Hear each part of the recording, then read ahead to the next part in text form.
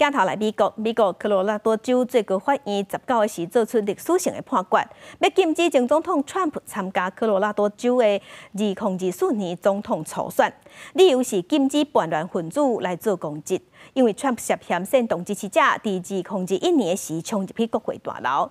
虽然这个禁令敢若是会影响川普在这个州的初选，不过准讲这个判决确定了后，其他州的法院嘛当参考这个判决，安尼到时有可能真正会影响川普的初选。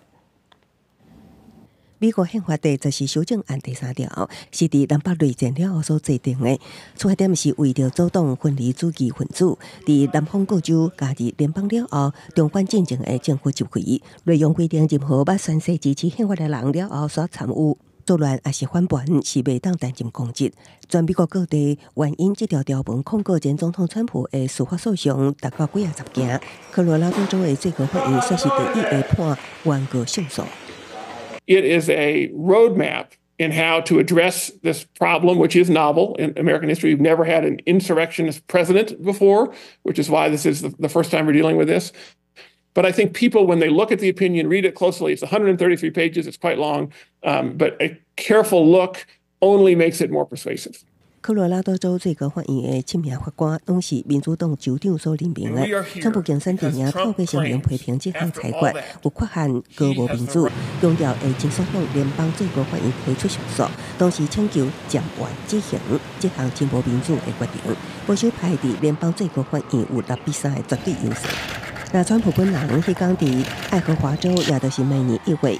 共和党初选的第一站的所在地，参加竞选造势活动的时，讲美国总统拜登对民主是一个威胁。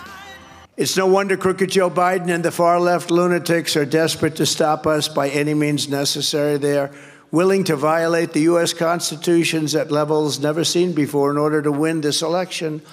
Joe Biden is a threat to democracy.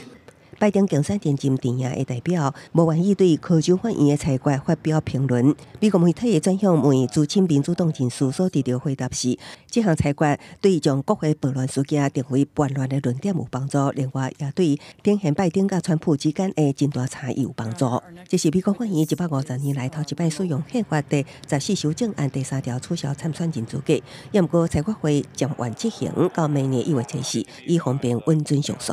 2020大选，川普伫科州以13%的差距输给拜登。明年若也是摕袂到这一州的选举人票，对伊敢会当赢这大会也无任何影响。不过，若是其他州的法院选举官员追随科州的脚步，也做出同款的决定，将川普排除伫变赢州的选票之外，安尼伊就无戏通唱啊。公司新闻王慧文编译。